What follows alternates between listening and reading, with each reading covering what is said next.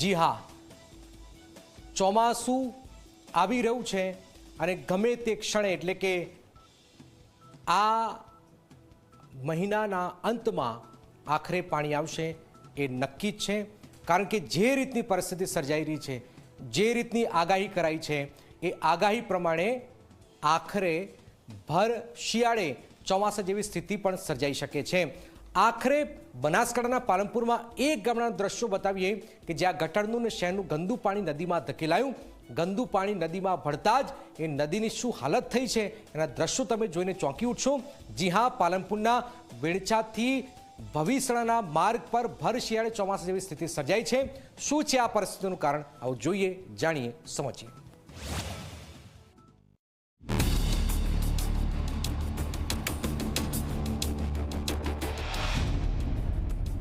દ્રશ્યો એવા છે જાણે ભર શિયાળે નદીઓમાં ચોમાસાના વહેતા નીર। માણસ હોય કે પશુ ગંદા પાણીમાં ચાલવા મજબૂર। કોના પાપે ચેકડેમમાં વહી રહ્યું છે દૂષિત પાણી। સામાન્ય રીતે ચોમાસામાં તો તમે જાહેર માર્ગો પરથી નદીની જેમ પાણી વહેતું જોયું હશે, પરંતુ બનાસકાંઠાના પાલનપુરના વેડંચા ગામે આજે પણ ભર શિયાળે ચોમાસાની જેમ જાહેર રસ્તા પર નદીની જેમ પાણી વહી રહ્યું છે।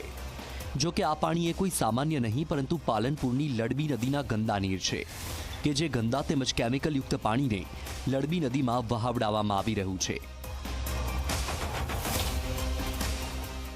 રોજ પાણીમાં ચાલવાથી અમને ખૂબ જ તકલીફો થાય છે। છોકરાને પગોમાં અને બધા રોગો, નવા રોગો પેદા થાય છે। અમે રોજ કેવી રીતે ચાલીએ? આવી ઠંડીમાં પણ બૂટ ચપ્પલ હાથમાં લઈ અને પાણીમાં નીકળવું પડે છે। આ લડબી નદીનું જે કેમિકલયુક્ત પાણી આવે છે ને, નાલ દઈએ સવારમાં સ્કૂલમાં છોકરાને ચાલવામાં તકલીફ પડે, કારણ કે બૂટને બધું કાઢવા પડે, ઉઘાડા પગે ચાલવું પડે પાણીની અંદર, એટલે શું અમુક રોગચાળો ફેલે। પછી હવાના બે ટાઈમ દૂધવાળા નીકળે અહીંયાથી, એમને પણ તકલીફ પડે છે।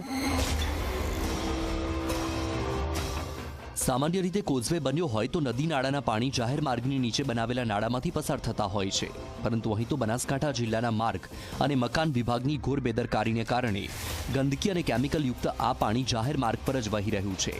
ગામની શાળામાં અભ્યાસ કરતા વિદ્યાર્થીઓ પણ દિવસ દરમિયાન આ જ પાણીમાંથી પસાર થઈને શાળાએ જવા માટે મજબૂર બન્યા છે, અને આ ગંદકી ભર્યા પાણીમાંથી પસાર થઈ શાળાના વિદ્યાર્થીઓ પણ અનેક મુશ્કેલીઓ વેઠી રહ્યા છે।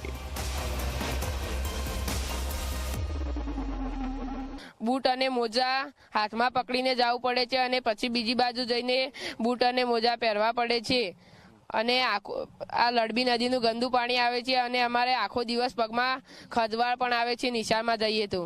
અમારે દરરોજ અહીંયાથી સ્કૂલમાં જવું પડે છે, અથવા અમે ખેતીવાડીનો વ્યવસાય કરતા હોવાથી દૂધ આપવાને એ રીતે ગામમાં જવું પડે છે, જેના કારણે અમારે કોલેજમાં જવાના અથવા લોકોને સ્કૂલમાં વિદ્યાર્થીઓને સ્કૂલમાં જવાના કારણે આવા ગંદા પાણીમાંથી નીકળવું પડે છે। ચિંતાની વાત એ છે કે આ પરિસ્થિતિ આજકાલની નહીં, પરંતુ કેટલાય વર્ષોથી છે। ગ્રામજનો સ્થાનિક કક્ષાએથી લઈને ગાંધીનગર સુધી અનેક રજૂઆતો કરી ચૂક્યા છે, પરંતુ આજ દિન સુધી તંત્ર દ્વારા આનો કોઈ ઉકેલ લાવવા માટે પ્રયાસ કરવામાં નથી આવ્યો, તો તંત્ર વૈકલ્પિક વ્યવસ્થાની વાત કરવાનો દાવો કરી રહ્યું છે।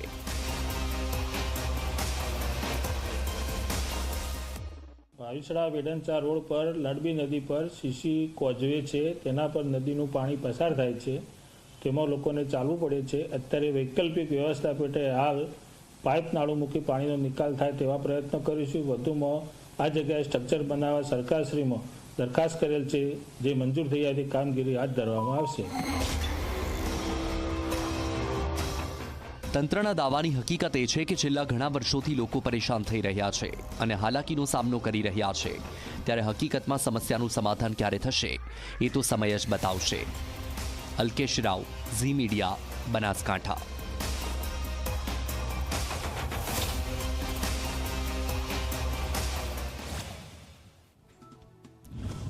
ક્યારે અટકશે